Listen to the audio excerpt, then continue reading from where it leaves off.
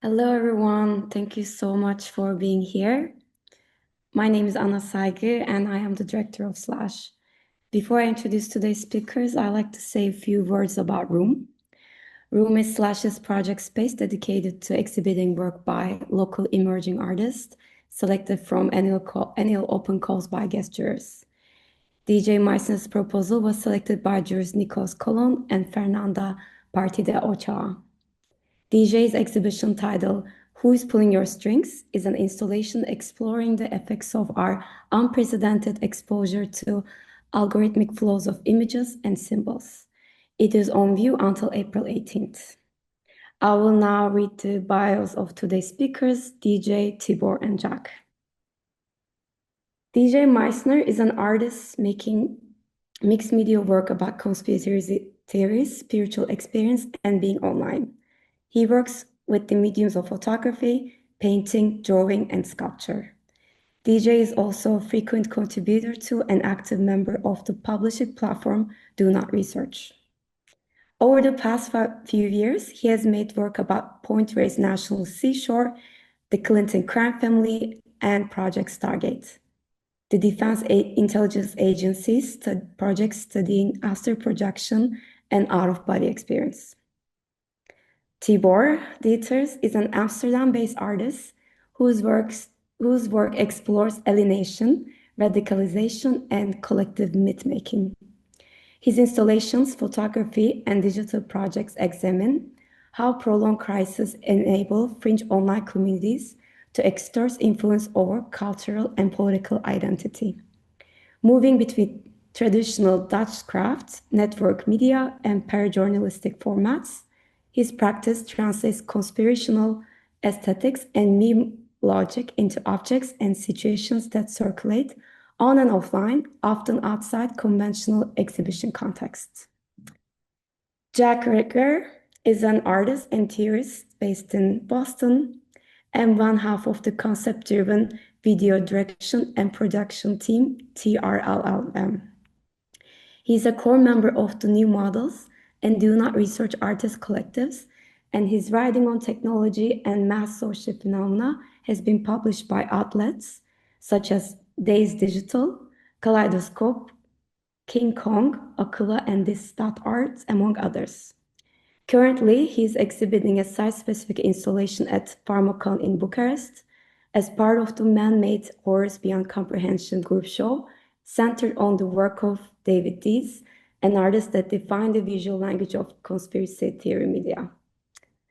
And I will hand the microphone to Jak to start. Hello. Thank you so much for the introduction, and thank you so much for the invitation to join this compelling and urgent conversation. I am going to start off with a couple prepared words, and then we will launch right into it. So, over the past 6 years, I've waded through the trenches of online political media, trying to map the terrain and create some new models for understanding shifts in information space. During the 2020 COVID lockdown, everyone became massively online, some for the first time. For those of us that were already interacting with the world through this massively online register, it was a kind of leveling moment. Everyone was brought down or perhaps elevated to our playing field. As a result, we saw a huge uptick in conspiracy theory media and a mainstreaming of conspiracy theories and stories. In the rush for political dominance, current events became distorted and manipulated for political gain. It was the beginning of the so-called PSYOP realism era, a moment when terms like false flag became picked up by the nightly news and entered into mainstream lexicon. As I lay awake one summer night in 2020, during the height of the fireworks panic, a period when, because of the COVID-19 lockdown, mass gatherings and fireworks shows were canceled, so the streets were flooded with cheaply sold fireworks, leading to DIY July 4ths every night. I started thinking about how this phenomenon was being operationalized by each of the four quadrants of the political spectrum. To the left liberal, it was a BLM action and should be supported. To the left communist, it was a CIA police psyop to terrorize urban communities. And to the right wing, it was a foreign government attempting to destabilize the US. And it was all happening at the same time. I started to see how all of these stories began swirling around and dragging us down towards something darker and disconnected from any productive political project. While at the same time, falling down the rabbit hole tends to scatter one's political beliefs and cuts against the notion of information silos, exposing you to differing political viewpoints as you bounce around the quadrants on your descent. To visualize this, I made the conspiracy corkscrew model. I want to offer this model as a way to frame DJ's intriguing solo show. I want to encourage our audience that has generously surrendered a piece of their Sunday to suspend their political disposition just for the next hour or so, and let these stories and the history of conspiracy theory wash over us, get swept away, and perhaps come into contact with that deep weirdness, high strangeness, and otherworldly design that shapes our perception. So without further ado, DJ Meisner will walk us through the show, and maybe we will finally find out who's pulling your strings. Take it away. Thanks, everyone. Fantastic intro, Jack. Really appreciate that. Thank you to Slash and thank you to Jack and Tibor. I feel like we make work in each other's orbit. I'm gonna share my screen here real quick. I've got some slides for you. Um, so before we start, I guess I want to say that yeah, we're gonna be talking about a lot of stuff that's like disparately related, but they're all kind of part of the same data set, right? And I wouldn't necessarily look for a common thread, but more to pull a quote from Libra by Don DeLillo to look for like where the circles overlap and try and intuit maybe not why they overlap, but what it means that they do. So the show's called Who's Pulling Your Strings? It's at Slash. And okay, yeah, it's called Who's Pulling Your Strings? It's named after an essay by Mark Fisher in the CCRU. It's attributed just to the CCRU. And this essay, it talks about this idea of hyperstition, this idea that you can take a work of fiction, an idea, and turn it into reality through cultural feedback loops, bringing about the thing that the fiction was describing, right? The CCRU was interested in demonology and accelerationism, they kind of conjure this mystical experience of the image, because imagery and orality are like the ways that hyperstition works. That's like the best tool to make this thing into reality is through imagery and orality, right? And the CCRU is pretty influential. They were founded in 1995, I believe. This is their collected writings from 97 to 2003. And yeah, they've influenced, neo-reactionaries like Mark Andreessen and Curtis Yarvin, as well as leftist accelerationists like Helen Hester and Nick Cernak. Now, the first piece in the show, you walk in, and to your right is this small sculpture. It's these helping hands holding some wires and some red matches. It's a recreation of a fuse that the National Institutes of Standards and Technology used during their investigation into why World Trade Center Building 7 collapsed at 5:30 p.m. on 9/11, despite it not being hit by a plane, right? NIST is the foreign or the federal body that decides building codes, and so they had to figure out like, okay, here's a skyscraper 47 stories tall that collapsed, that wasn't hit by a plane. There was a fire in 2 floors. How does that happen? It hasn't happened before, and it hadn't happened since then. So they launched this investigation where they effectively build to scale models of offices in World Trade Center Building 7. And then they set it on fire in their warehouse on the East Coast to see if there's some structural issue they had overlooked in the building codes that needs to be updated. And the reason this is the first piece in the show is because World Trade Center Building 7 seems to be a really accessible conspiracy theory for people. Just in describing the literal thing that happened, a 47-story building that collapses in its footprint at free fall speeds, the evening of 9/11 is like enough of a prodding that it, in my experience, seems to move people who maybe wouldn't consider themselves to be super skeptical or conspiratorial. And so it's the first piece in the show as a kind of like in for you, the viewer, who maybe isn't open to these ideas, or maybe is but hasn't really looked into it, to maybe look into it further. As you walk through the gallery, it's also covered in gold foil. As you can see, my studio is also covered in gold foil. Specifically, it's gold mylar. Mylar is this like very thin sheet of plastic that then has an even thinner sheet of metal on top of it. And mylar can like block cell signals and Wi-Fi. It also insulates heat very well. And there are plenty of, movies and TV shows that usually have some paranoid person covering their apartment or their home in it. Um, and the pieces in the show are usually named after like devastating pieces of information, whether those are books or papers or something. This one specifically is the name of a paper published by the ICBE EMF, about how the FCC regulations with regards to electromagnetic frequencies are severely outdated. I really don't recommend reading this one. It's a huge bummer.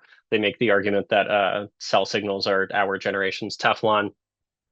But yeah, as you can see, my whole studio is covered in this stuff. I'm definitely not someone who doesn't believe in the things that I research always, right? And on the left wall, or on the wall, you walk in directly in front of you is this wall, are five pieces. They're mounted on oriented strand board, this like really cheap wood material you can buy. And four of them are drawings on Duralar, this like synthetic vellum, like very toothy, uh, transparent paper.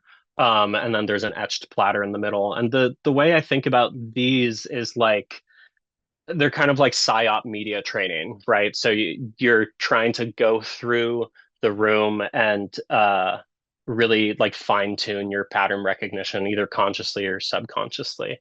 Um, then a lot of these are made with a pen plotter. This is a drawing machine that it works like a 3D printer, but there's no Z axis. It works like a vinyl cutter, but there's no blade.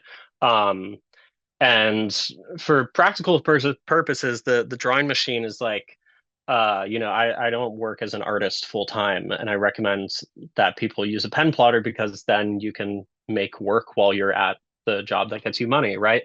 Um, but it also kind of serves this like spiritual barrier um, purpose, right? Where like I'm researching these like pretty complex and bizarre things, right? Like my computer, when I have all these tabs open, it sounds like it's a plane that's about to take off, right? And so I can like be searching these things and an image will stand out or a graphic or a word or something, or a phrase, and I'll put it into the machine and then the machine will draw it. And at the end, I've got this like map of visual checkpoints throughout the research process.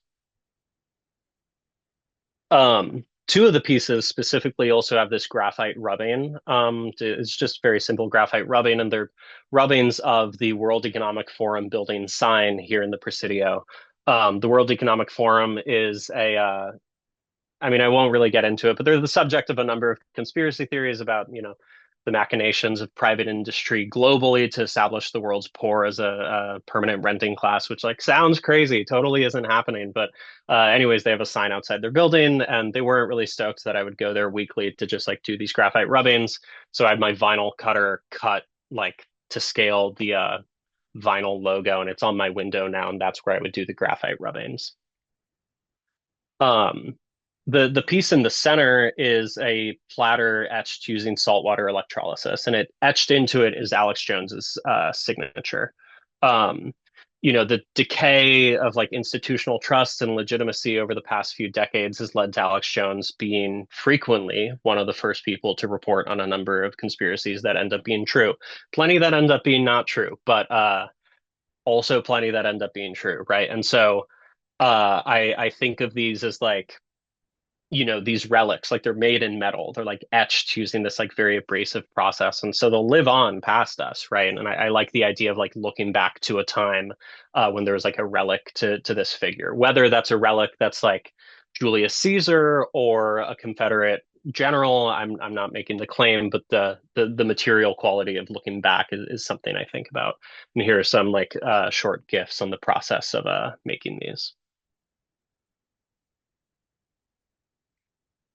And again, the pieces on this side are about pattern recognition, right? Like I want you to like see something and then you see a different piece right after, and maybe your eyes are adjusting. You see this like after image, right? Also all the pieces are backlit with like white acrylic paint, a kind of like inverse of government redactions. But then also practically the Duralar drawings are transparent, so having white behind them like makes them a little brighter. Um, at the end of the gallery, uh, at the bottom of the rabbit hole is this piece. This is the last photo of Vicky Weaver. For those of you who don't know, Vicky Weaver was the wife of Randy Weaver. They lived in Ruby Ridge, and in August of 1992, the FBI and the ATF killed their son, their dog, and sniped Vicky Weaver dead because of Randy Weaver's failure to appear in court. Um, this is really like the emotional piece of the show. This is the pathos of the show. Like the end result of this like cold equation, these like three-letter agencies, a dead mother, her dead son, and a dead dog. Um, and that team also later would like 11 months later go on to commit the atrocities at Waco. So it's hard to accept a kind of grander narrative of like, oh, maybe this was like a bad example of like FBI negotiation. The piece itself is a four-color carbon transfer drawing using the pen plotter onto a piece of insulation panel from the Mount Tamalpais Air Force Station. The piece next to it as well is also a photograph of that station. And the Mount Tam Air Force Station is, it's a place that's of pretty big interest to me. I have like maybe a million rocks in my studio and like pieces of metal and such that are like all from that station. It's at the top of the mountain. It's visible from San Francisco. It was built in 1950 and was managed by the 666th Radar Squadron as a part of SAGE, the Semi-Automated Ground Environment. SAGE was a centralized network of computers that the US military was using to launch retaliatory nuclear missiles against the Soviet air raid. But SAGE's main vulnerability was that it was centralized. So this led the RAND Corporation to theorize decentralized control networks, which Stanford Research Institute used to make ARPANET, the internet precursor. The ability to sense like invisible signals in the sky, right, by a radar squadron whose like infantry number is 666, to then launch missiles that mimic the winds of Neptune and the surface of the sun led to the development of this diffuse and like complex algorithmic communication network that we live in the shadow of today. And so on the left wall here are photographs I've taken of these places that are like imbued with conspiracy, either my own or existing in history. They're all carbon transfer prints onto California Public Utilities Commission paper. And if the Duralar drawings opposite these are like the renderings of the paranoid world, these are meant to be the inspiration for those renderings, right? The cold government documents that one loses their mind over. The seemingly objective, complex histories, the accounts of them written into alphanumeric sequential code, establishing some type of historical consciousness, whether you agree with it or not.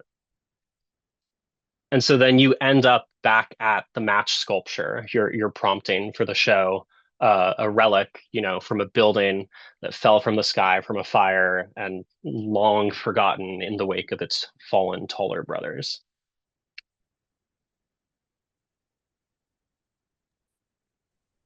Yeah, I wanted to recount, I think, the architecture that DJ uh, told me about when I visited them in San Francisco. This is a while back. And I visited DJ in San Francisco, and DJ took us up that same mountain, Mount Tamalpais. showed us these buildings and structures that indeed have been mentioned throughout the talk so far. But also, it was an attempt to show myself the sort of ever-present, otherwise invisible military architecture that shrouds kind of the entirety of the continental United States. And it was when we drove down the mountain, having sort of traversed these sort of hollowed out sort of skeletons of former sort of government buildings, um, that DJ told me this story from a while back when they were sitting where we had been sitting, looking down at the sort of faint lights of the town at the foot of the mountain. And over the course of 30 minutes, more or less, DJ realizes that these lights of this town, this stationary town, as all towns are, had moved miles to the left. And as DJ realizes this, these lights shoot into the sky and start moving kind of unnaturally. And I realized DJ's telling me a story of seeing an unidentified flying object. Um, we start driving down the mountain, sort of it's the day sort of nearing its end. And as we're sort of driving through the fog, sort of in the dark, sort of down the mountain, we start to talking about we start talking about how to engage with this world that we have both become so interested in. That sort of meeting a few years ago during the pandemic, having become so developing such kind of parallel practices, what it does to one person to sort of start to be engaged in these things. What does it mean to sort of engage with this kind of black world, or what does it mean to sort of exist in this sort of limbo of kind of pre-declassification, and how it kind of reshapes and retunes your vision to sort of notice things that sort of otherwise are left in the sort of periphery of your vision. It's kind of, I was thinking about it that day in particular, of going to the same spot 1,000 times and then suddenly noticing this massive radio tower that, when asking your friends, has this always been there? You get the sort of unnerving answer, yes, of course, this tower has always been there. But something during that day, or something in the days leading up to this, or a document you read that was recently declassified, sort of details some 50-year-old invention that has sort of reshaped your entire sort of culture, sort of around certain ideas of hegemony, of sort of Western, sort of American hegemony, military hegemony. And suddenly you start seeing this radio tower. So I started to question, was that the first time DJ had actually seen that light or those lights? Had the lights kind of always circled them in the past? And I really feel like, I don't know, over the past few years of engaging with these things kind of does allow you to, see the strings, so to say. It allows you to, take off or put on these kinds of glasses that sort of allow you to start seeing the outline of this sort of vast network of kind of conspiring interests and sort of military industry. And I think it's just the last thing, and I'll close out with this thought, but it reminds me of the joke of what's the difference between conspiracy and truth. And it's a few years or decades, sort of at most. And the conversation that Jack and DJ had in sort of preparation of this talk, we talked about reframing, exploring conspiracy or conspiratorial thinking of these kinds of networks, and reframing it as investigating military history, which is often what it is. There's these documents that are 50 years later declassified in like 2013, when you realize that some, unnamed government in the Middle East has been sort of couped because they were about to nationalize their oil. And I think, like I said, we sort of live in this kind of pre-limbo declassification, where like only when these files are declassified, only when these stories are admitted to being true, does our world sort of adjust to a truth that maybe a lot of people had already sort of internalized and known. I think I run into this a lot myself. I think over the past decade, I've sort of ranted and raved about NATO being the sort of expansion of American power sort of worldwide, of course, like built or organized during the Cold War as an anti-Soviet measure. I'm not going to go into all the sort of stories about the operations, the sort of covert operations and terrorist attacks perpetrated in its name to sort of keep a certain political idea alive and kill off another. But talking about these things as NATO as an extension of American power has always gotten me these sort of glassy looks, or more often kind of worried looks that have gone down some sort of rabbit hole. Until a few days ago, or maybe a week ago, the head of NATO, Mark Rutte, who was a previous Dutch prime minister, went on Newsmax and kind of just openly said, NATO is a vehicle and a platform for the United States to exert its power over the world. So, he says the quiet part out loud, and I'm sort of staring at this clip, seeing the world sort of adjust around me to this thing that's being said. Yeah, I'll leave it there.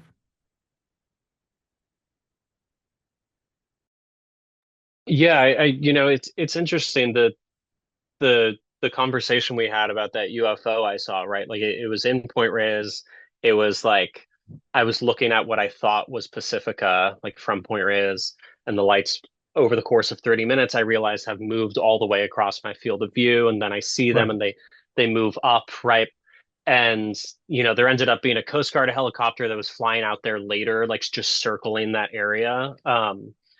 But it's this like the prompting, right? Like talking about like and then the radio tower that I saw on Tam that I just hadn't really noticed before, right?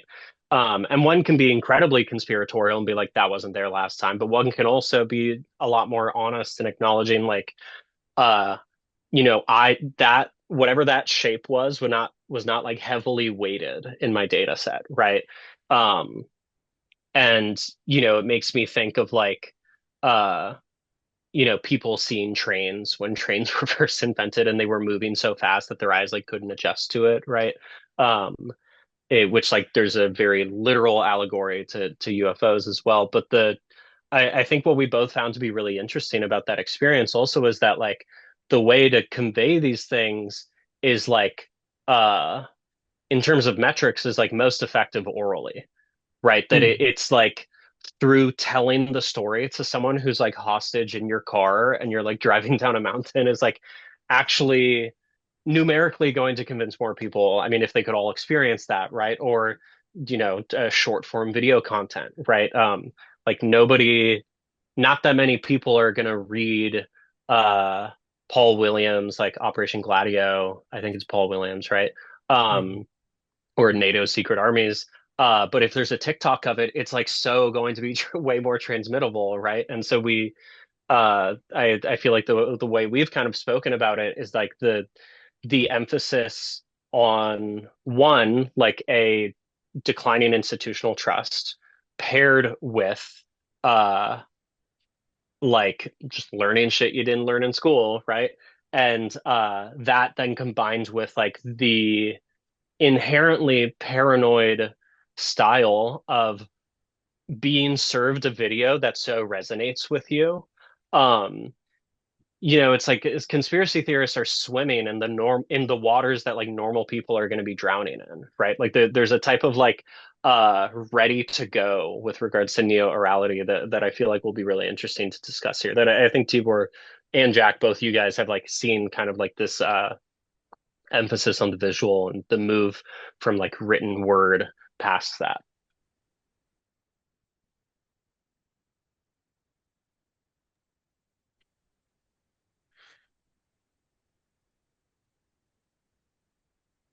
Totally. Do you, do you have more slides, or do you want me to talk about Neo-Orality for a moment? I've just got like more slides that are basically like just different videos and the GIF rotating. Um, Very I didn't cool. realize that it was still sharing. Here, yeah, that's But better. I mean, you can keep it sharing if you want. But yeah, I mean, so yeah, to kind of like define these terms out a little bit, neo-orality is a kind of new term that's being circulated from a paper published last year that we will send in the chat. Um, this please. Um, but yes, I mean, so basically the idea with neo-orality is that we've had 300 years of democracy, which was developed out of the written word and text being circulated, and this idea of a kind of like consensus reality that's based on facts and text, and once it's written down, it can become agreed upon and law. And in the shift towards it's like digital revolution and shift towards new media, the way that information is circulating is a return to an oral tradition where it's more about affect and emotion and narrative and the way that those things circulate through video and sound and public address. And I found this paper to be very really helpful in elucidating because it really does sum up the so-called post-truth era and this, rise of Trumpism being replicated across the world, and it's often been dubbed neo-fascism, or something like that, which always didn't quite feel right. And of course, there's like elements of fascism there, but it's really a shift towards a new media environment. And at the same time, we see the rise of uh, New York's Democratic Socialist Mayor Zohran Mamdani, and he used front-facing video, TikTok-style public address to very effective degree to push for a different political project that's not Trumpism, is kind of like a opposition to that. And so I think that in this era, there's more opportunity, or there's like different opportunities, and it's not a kind of like omnidirectional political shift. So thinking about that as it applies to an art practice, I think DJ's work really kind of speaks to the aesthetic experience of neo-orality, where you're looking at incredible access to information, just like massive amounts of data, and trying to bring a narrative together based on all of this data. And that is kind of how we are seeing people create meaning within this world, kind of like looking at the raw data and pulling it together to create stories and images and new kind of aesthetics and processes. What do you think about that, DJ? Is that kind of, does that relate to your practice? Is that how it feels? What do you think? Yeah, I mean, it definitely feels like a reactionary practice, right? To like a totally incomprehensible amount of access to flows of information, right? And like it's, I feel like it also comes from a place of like, I mean, Tibor, I feel like this is what you were talking about with pre-declassification, right? Like I talk to a lot of people about these things. They'll be like, what's your favorite conspiracy theory? And I'll like say whatever it is at the time. And they're like, well, isn't that true? And I'm like, okay, but like it wasn't. Like for a while, I was called insane for thinking that. And now it's like a matter of public record, right? And so I think this like, there's a type of like, told you so element maybe, right? But there's also this like it I feel like I experience this with like people who are like maybe not open to like ghost stories either. Like you'll talk to them about something and they're like, yeah, I don't really believe in that. And then like 10 minutes later they're like, actually wait, no, I did have this like one crazy experience. I still don't believe in ghosts, but like I do have this one crazy experience, right? And so similarly, The table flew through the yes, room. yes, right. Yeah. We're like something that just like cannot be explained by physics, right? And so similarly, I feel like there is way more of an in with conspiracy theory because of the way that people experience media now, right? Like it is not actually, I mean, disregarding like the literal history of the technology, socially, it's not paranoid to make a joke about your phone listening to you and you get served an ad about the thing you were talking about, right? Like I remember 15 years ago when it was paranoid to say that, and now it is like totally like percolated into the public sphere, right? And so the way it relates to my art practice is like uh it feels like I'm kind of doing these dowsing rods trying to figure out like what'll stick, right? And so I mean, timeline wise, JFK gets assassinated, the Warren Commission comes out a few years later, and then like Jim Garrison does his investigations. Oliver Stone's movie comes out like a while later. Libra's written a while later. There are still books that get published today about it, right? This is like now 60 years later. Um, and we still don't know all the details, right? So I think about that when I hear about like, you know, the Las Vegas shooting, right? Or like a number of different mass casualty events where like the guy was on the FBI's radar or something, right? And it just feels like maybe it just feels easier to make like a computer drawing about it than to like subject the people around me to talking about it all the time. There's definitely a practical element to it. But it definitely feels related. Yeah. Yeah, it's sort of the strange experience of sort of talking to someone about these kinds of things. And of course, there is a sort of shared thing of like, well, they used to do things in the past, but they kind of stopped now. Like now they're good. Now they don't do these kinds of things anymore. And I often think about like looking back at sort of this moment from like whatever, 20, 30 years sort of in the future and sort of thinking of like what sort of world has opened up, sort of how has the past been rewritten, and therefore sort of the present been sort of allowed to sort of know a truth that then reshapes sort of our ability to sort of engage with it.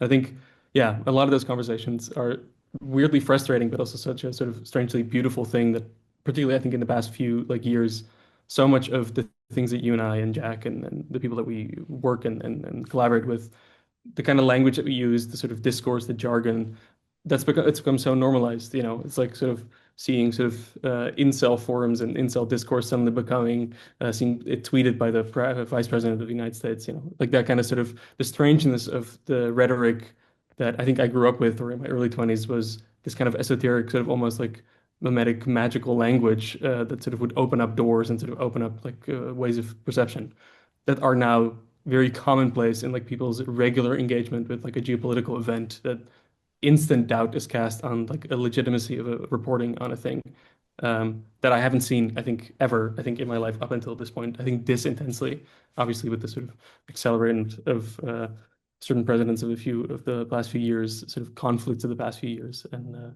yeah.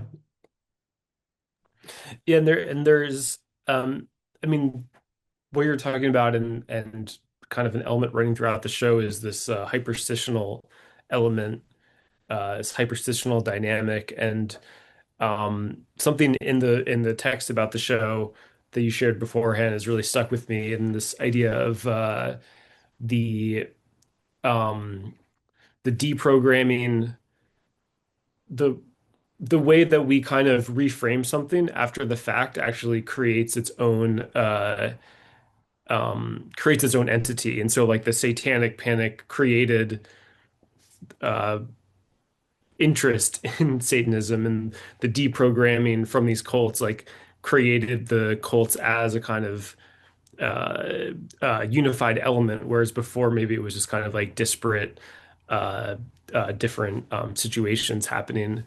Um And the work in the show kind of like has that feeling too, where you're bringing together all of these different elements, all of these, all this research and incredible lifetime of experience, and bringing it together into kind of like a cohesive or compressed aesthetic object that in some way signals back to something that maybe was never really there to begin with, or if it was there, it wasn't really compressed in this way. And I wonder if you could talk a little bit about the way that your experience with the gateway tapes and diving into kind of this uh, auto experiment with trying to reprogram your brain, reprogram your mind has influenced this work or brought about its existence in some way. Yeah. So very, very briefly, the gateway tapes are these set of meditation tapes produced by the Defense Intelligence Agency. Um, they were or funded by the Defense Intelligence Agency, produced by the Monroe Institute. Bob Monroe was this radio tycoon and researcher, and he started having out of body experiences when he would listen to audiobooks while going to sleep. He wrote this book, Journeys at the Body, that it doesn't matter what year it came out, but they produce these tapes that are supposed to induce out of body experience and like allow for their intentions remote viewing, the ability to see something from far away, um, without your eyes, but like in the mind and meditative state. And this research was also done in parallel by Stanford Research Institute, the same years, like the same staff who are building ARPANET at the time, right? So the ability to create like a literal spiritual network and tap into it is also being paired with like creating an actual like physical meat space network, right? And so these tapes, there's like 40, I only had the first 41 of them. They're like 30 to 45 minutes. I've listened to them every day since January of 2024. And without getting into like the insane, like makes me sound schizophrenic type details of what's going on, at its very base, it is like allowed me to really tap into my intuition, right? And so in this work, in a literal way, it's helped me feel like, oh yeah, this piece is done, and like make me feel a little bit more confident, especially with these works that are like very visually dense. But it's also in terms of like the power of media, right? Like what I'm listening to is like materially like music, right? It's like I am listening to music. I'm lying down like on my lunch break for an hour listening to music, and I am like experiencing things that are like totally irreversibly changing the way I think about the world. Right. And so it feels like the like logical extreme of like being radicalized online is like no longer believing in physicality or cause and effect because I listened to like some weird noises made in the 70s, you know?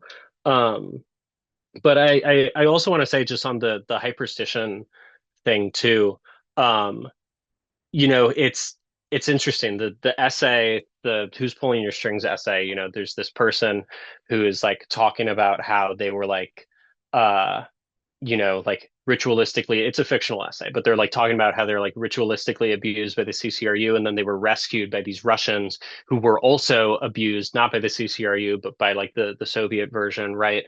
And they put her through these like deprogramming things where she like uh starts like remembering all these things that happened to her, right? And it that story, that fictional story, like totally mimics uh the real life cult awareness network, a network founded by the daughter of the congressman who died at Jonestown, um, and who's one of their most important members in the cult awareness network was Dr. Jolly West, like the MKUltra doctor, the last person to interview Jack Ruby before he went crazy. Likely someone who also interviewed Sirhan, Patty Hearst. His star student was Timothy McVeigh's therapist. There's like a whole this is mostly spoken about in a chaos and also Poisoner in Chief. And I guess also Aberration in the Heartland of the Real by Dr. Wendy Faintain. Um, this book, right? But the point there is like, you know, the Cult Awareness Network was the one to make the argument that to the FBI that there were kids being sexually abused at Waco, right? Like it was not an argument that had been made before until the Cult Awareness Network convinced the FBI to use CS gas. And you know, the end result of like child abuse is like abused children, like traumatized children, right? Which is also the end result of Waco, right? So in terms of like bringing about a fiction into reality, right? Like the Cult Awareness Network accusing these people of these things, whether or not it was true, like makes certain the end result, right? And so this is also related to the history of MKUltra, right? Where it's like, you know, the concept of brainwashing comes from the American prisoners of war in the Korean War who were saying like, yeah, we're doing chemical weapons, like we're doing chemical warfare, like illegal chemical warfare that we had already agreed upon in Europe not to do, like at the same year.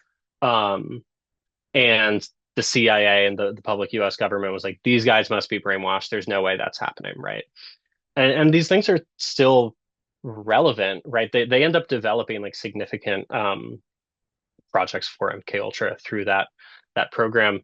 But there's a book, you know, published last year, Project Mind Control, that like says that there was no chemical weapons using the Korean War, like a factually untrue argument. And so the validity, like these things aren't in the past. I think that's Tibor, what you and I were talking about, where it's like, you know, some people will be like, yeah, that happens, but it's not happening now. And it's like, how about it is happening now?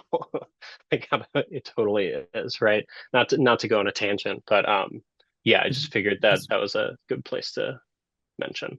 I just want to bring it back briefly to the work in the show and also like your photographic work. I think that I know in these conversations about hyperstition and conspiracy and making things real by just putting them into the world. I think we've talked about this before, but there's something about your photographs where initially I couldn't like place them. Both the location I couldn't place, but also there was something about them that I just couldn't like put my finger on. I couldn't like place a location is what I thought. And a lot of these photographs, and correct me if I'm wrong, but a lot of these photographs are of places mentioned or entangled within conspiracies, both of the present and of the past. And I feel like they become these archival images, and I think sublimated, I think particularly on the left wall in the gallery, these sort of these documents that have these images printed on them.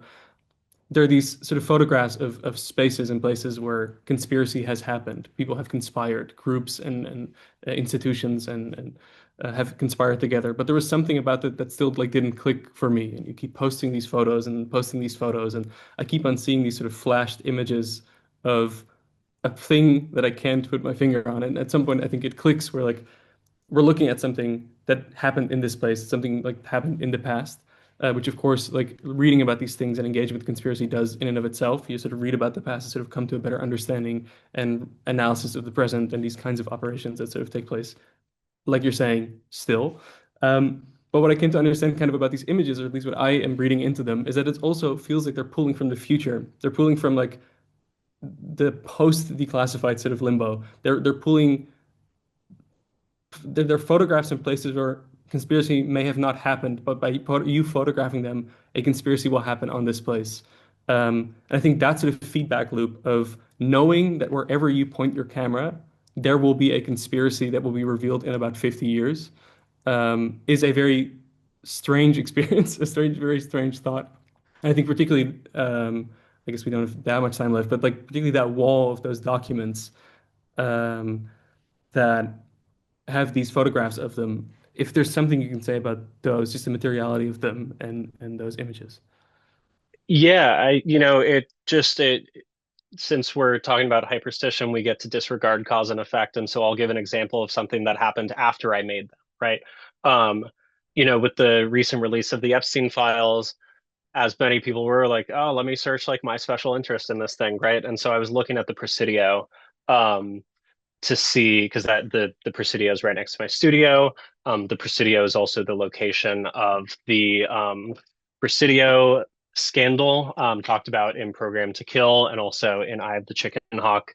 Um, sex trafficking scandal, but that was like disregarded as satanic panic despite like very real evidence, right? And so I'm looking through these files and I look up the Presidio and I find an email of Jeffrey Epstein meeting with Peter Thiel at the Founders Fund directly across the street from where the Presidio daycare center used to be, right? And so what's that? I'm sure it's nothing, right? Like, it probably is nothing, right? The pictures act as like, we live in this entangled world, and especially in like San Francisco and the Bay Area, like the world had to stop building here, right? And so there's just like so much like for a place that's at least in terms of its US history is like a lot shorter than like the East Coast, like there is so much entanglement, right? And so photographing these places, like I don't even there's one picture that's like a photograph of a pneumogram I made with sand dollars at Drake's Beach. I haven't even researched if there's like a conspiracy theory about Drake's Beach yet, right? And if there's not, like I'll go do one. I don't know, right? But these photographs, like, my interest in Mount Tam, for example, is just because it was like the mountain that's near me, right? And like then my interests kind of like intertwine where I'm like, oh, all these things I'm interested in are like related to the place I've been like photographing because of this spiritual drive in me for years, right? And so that's how I feel like a lot of the photographs maybe don't operate now, but looking back will operate.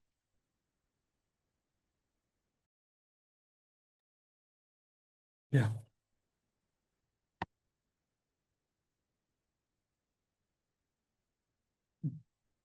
Do we want to transition to questions? Yeah, if people have questions, I'd love to uh answer them helpfully or maybe very esoterically. I don't know. We'll see. Probably not. Yeah. Very, very clearly and concisely. Yeah.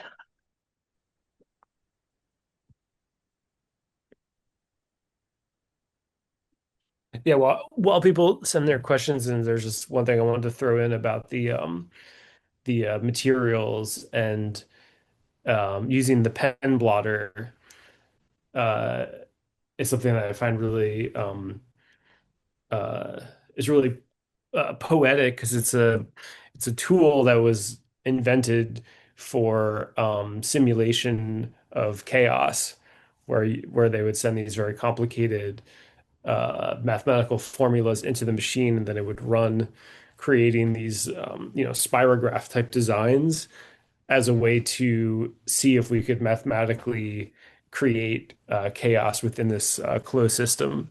And so to use that to try to bring some sort of coherency into this incredibly chaotic world of conspiracy theory, I find to be very poetic and very interesting. Yeah, I feel like pen plotters being used for like entropy simulations is like it just definitely like now makes sense, right? Um that like, after the fact I'm like, oh great, that's why they used that. That makes sense why I'm using it now, right? Um let me I see the Q&A now. Let me read out Lucy Weaver, a very talented artist, Lucy's question. Um, Earlier, DJ, mentioned prompting in relation between a UFO sighting and your environment. It reminded me of a quote from Jacques Vallée. If we live in the associate universe of the software scientist rather than the Cartesian sequential universe of the space-time physicist, then miracles are no longer irrational events.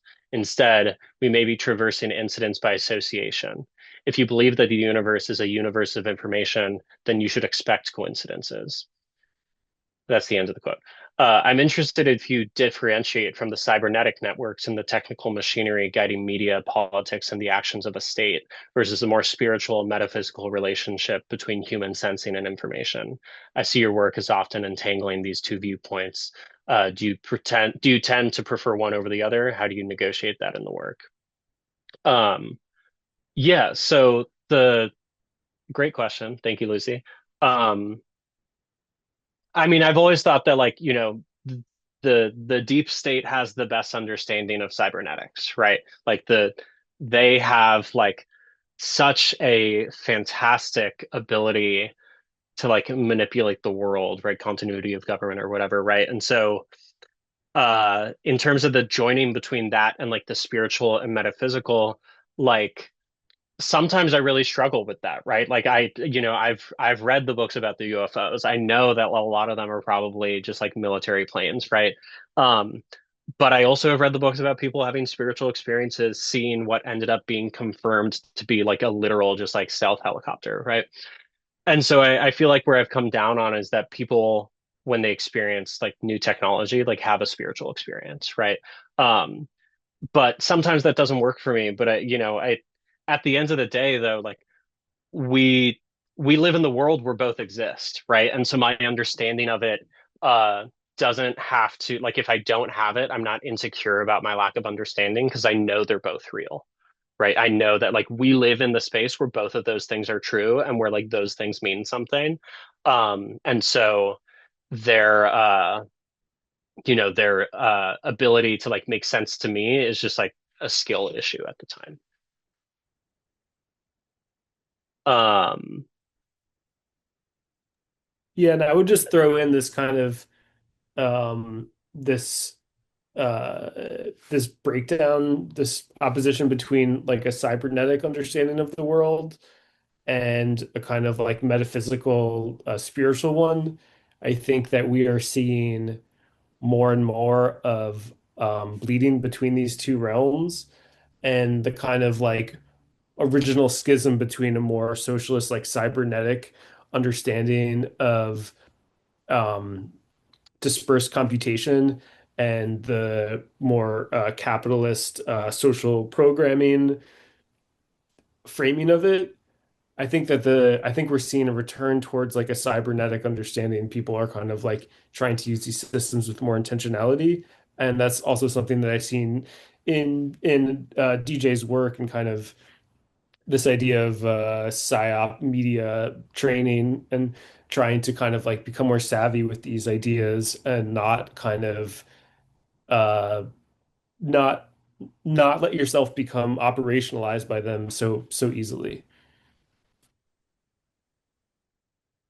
um, Let me go to okay, so one more question. Tallies and Gilks Bauer asks, can we hear more about your interest in Commonweal? Um, yes, we can. Let me share my screen.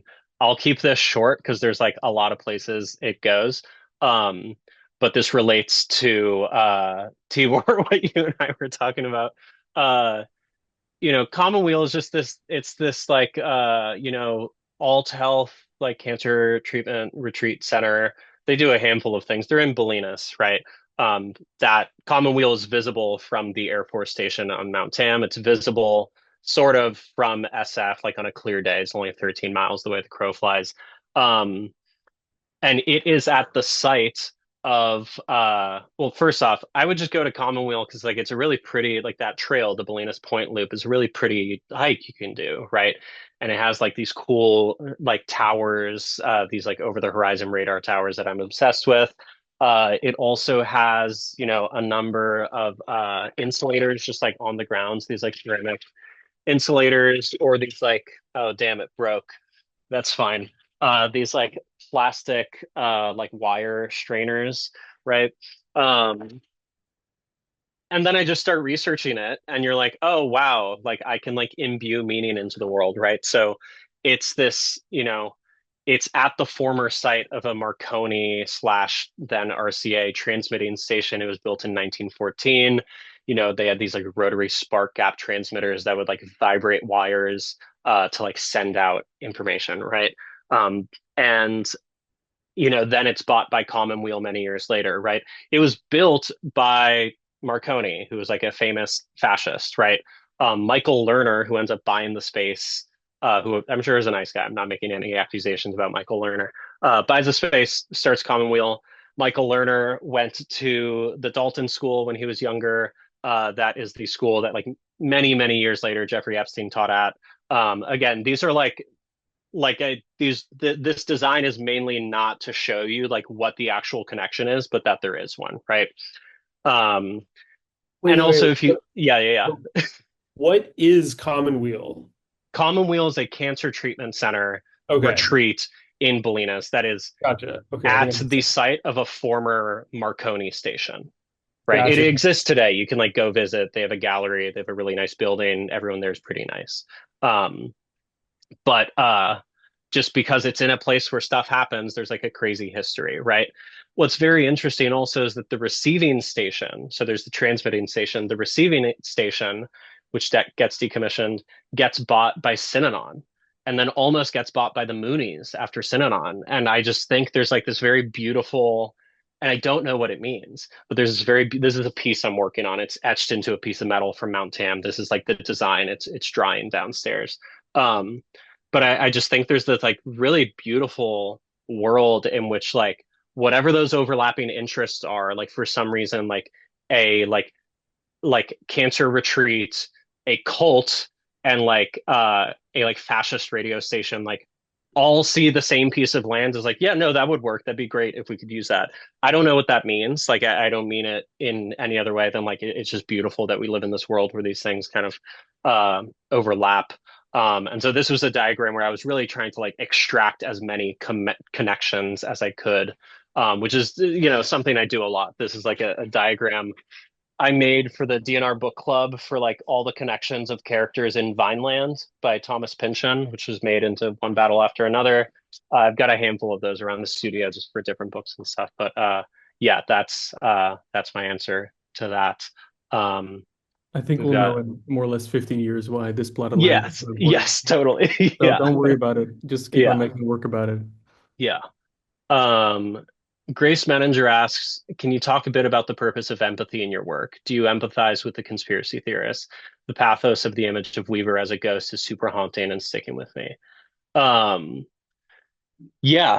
I mean, I feel like the empathy for me is like you read, okay, so like there's this book, I'll keep this short. There's this book called Geoengineered Transhumanism. It's like it's like $45. It's insane. Like it's a really like David Dees type book. Um, but the citations in the book are true, right? Like she's talking about weather control and it's like, okay, whatever, right? Um, and then you look at the citation, and it's Operation Popeye. It's an operation that the Air Force did in Vietnam to extend the monsoon season by dropping, I want to say it was silver iodide into clouds, right? And it was pretty successful, right? And so, me growing up thinking weather control is like a myth, and then it's like, oh, it's actually like a much more accurate citation is actually what it is, right? It makes it so like the conclusions in that book are like not really that crazy, right? Like I don't have to agree with them, but like understanding that like it's not crazy to think that like mass casualty events are like caused by people who are brainwashed, right?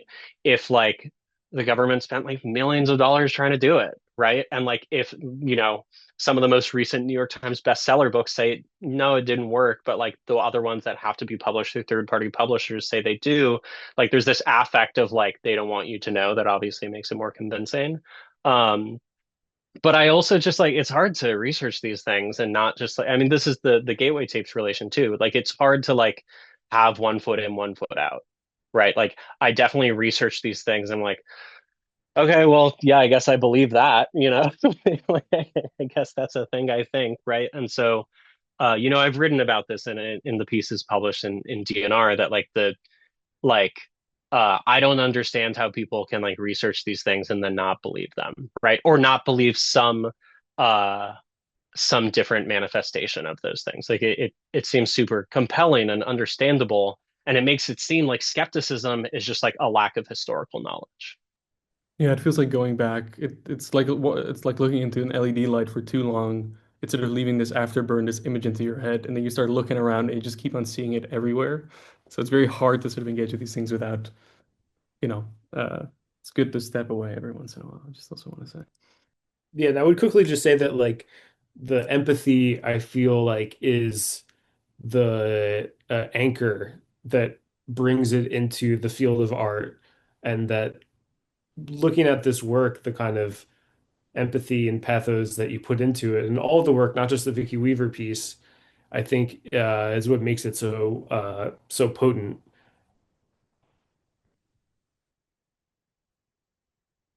Yeah, the empathy is definitely like a big part of it for me. Like I don't know how I'd make this work and not like feel really bummed that like not that people believe these things, but that there's like that they're not crazy, like you would hope that you're wrong, right? And then you're like, oh yeah, no, that is what happened, right? They did just like snipe Vicky Weaver. Okay, cool, got it.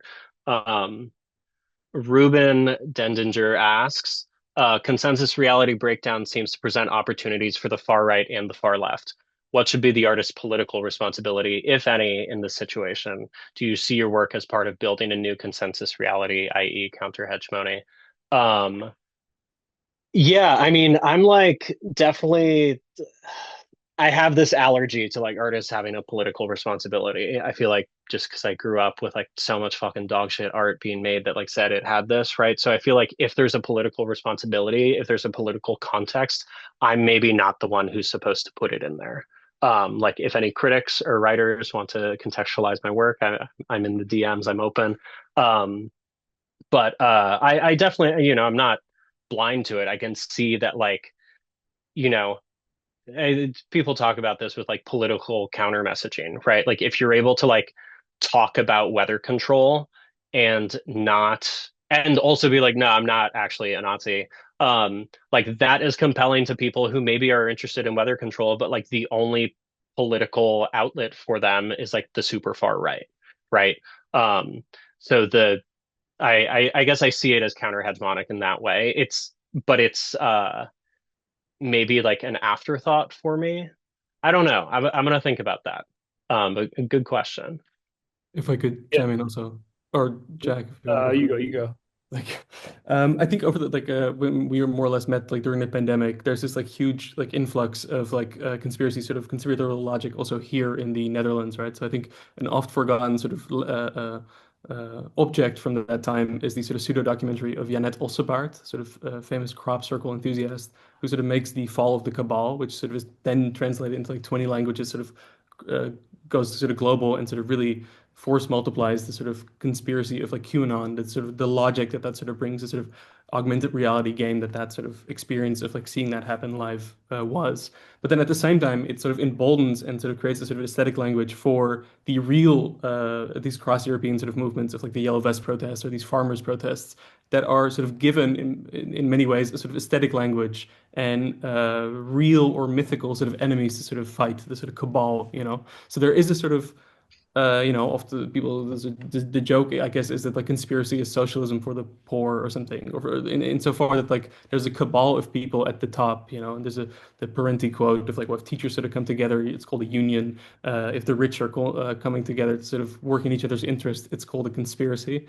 And I feel like, to me, sort of being sort of online and sort of making work at the time, I really saw these like incredibly marginal sort of political ideas of these people that really at the time were fairly marginal, sort of using that logic and using that sort of force multiplier of a real movement with this sort of aesthetic language of and understanding of the world of conspiracy and seeing those sort of travel to the mainstream to the point that now, at least in my country, but obviously globally in the US, they've just become the way that people do politics. And I think that's weirdly inspiring, I think, to me as an artist, sort of as a political sort of person, to sort of see that these sort of marginal things can sort of go to the mainstream. And one sort of additional thing that I want to add to that.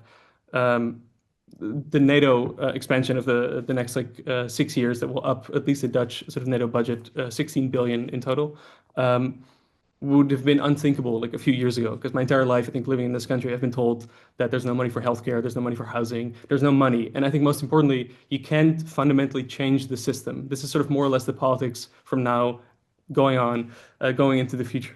Going into the future, this is just what it will all look like. And then in a matter of like months, the entire system is changed to sort of accommodate for this kind of spending. So I think putting those two things together of like marginal ideas can sort of travel in a sort of hyperstitional way to the sort of present, to the mainstream.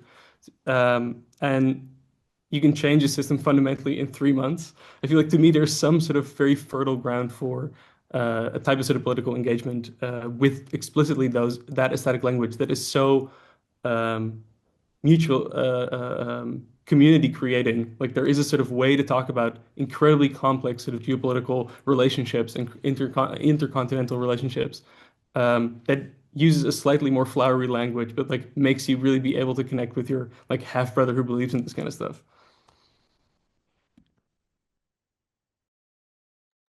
Totally. And just to throw something in there real quick about the question of art within all of this. And I agree that I'm not totally sure of the political responsibilities of the artist, but I do think that that artwork and contemporary art and the art world is a productive venue, and it can act as a kind of cipher for uncovering and engaging with these ideas that would be off limits in other disciplines. And so bringing these things together in a way that is inside this kind of simulation of the world, inside this like thing we call art, the art world, I think can be something that is useful or will be useful in the future. Totally. I think we've got time for one more. I want to answer Aaron Moulton's question. Also a fantastic show that both of you guys are in, that Aaron curated. Big fan. Labeling things as baseless conspiracy theories become the media's way to say probably true. We see tactics like accusation in the Mirror, with beheaded babies on October 7th, human shields, and other false atrocities to manufacture consent that then show the same atrocities become actually true from the other side. This is hyperstition and predictive programming as theater, both from media and government. We know these methods work. How can we take better control of the narrative? Yeah, fantastic question. I mean, it can't be only a tactic that the right uses, right? Like, it's like, you know, labeling things with community notes, like and misinformation panels is like, I mean, just regardless of it being like insanely condescending, it like doesn't work, you know? And so, you know, whether that's like we need an SRI of the left, or like we need someone who like understands tactical media and is able to like adopt affect and like the post-truth narrative that's spoken about very well in Jacqueline Fendt's paper, I feel like that's the way to go. Like I don't feel like there's a way to dial back the effectiveness of these tools. My theory is that like we figured out how to do MK Ultra way better, right? And that's through like having like image-based hypnosis through the media, right? And so you don't really get rid of that by like going to blue sky, you know, like at least personally. Tibor, Jack, I'm curious your answers. Yeah, I mean, I guess I would quickly say that can we take control? How can we take better control of the narrative? I don't think that we can. Like, I think that the narrative is being being created and designed and put out there in by incredibly powerful institutions, and it doesn't necessarily need to be effective or true or stand up to scrutiny. It just needs to be like loud. And I don't think that there really is an effective way to take control of that. But as these uh, tactics and techniques get more and more aggressive, they also lose potency. And I think people are really becoming very, very savvy with these kinds of propaganda. And we see that with, trying to take over TikTok and the way that TikTok has like influenced information flows like that speaks to this level of savviness out there. So yeah, that would be my answer to that. Yeah, I guess I've more of a joking answer, but I feel like we could do what the CIA did when it was formed originally, which meant that it had a black budget, meaning that it wasn't getting any money officially from the US government, but it was making all of its money through illegal drug trades, through the sort of ways set up during the Second World War to sort of smuggle weapons and such into Italy. I feel like selling drugs could be an option to sort of fund our sort of intelligence empire to sort of start promulgating these kinds of ideas. I think I obviously don't have an answer to these things. I do feel like just that there's such an allergy, I think, on the left to sort of use anything that could be misconstrued as bad or morally sort of complicated or nuanced. And I feel like engaging in these sort of tactical media in a very engaged way sort of requires you to sort of adopt the tools, you know? And I feel like, indeed, like you're saying, DJ, moving to blue sky is not going to bring about a control of these narratives. I feel like staying in the sort of existent infrastructure ecosystem rots the brain, but you know it does open up cavities to start putting new information into. Totally. I think we're at time. For the other people who ask questions, please DM me. Like happy to answer all of those. Sincerely, yeah, this has been great. I really appreciate you guys taking the time to chat with me about this. Yeah, thank you so much for having us. Thank you all, DJ, Tibor, and Jack. It was a super interesting convo. DJ's exhibition, Who's Pulling Your Strings, is on view until April 18th. So if you're in the Bay Area, come say hi. I also want to announce that we have a fundraiser event on the closing day of DJ's exhibition. It's a karaoke slash pole dance party. So come for that too. Thank you all. Thank you to the audience too. And we'll see you guys soon. Ciao.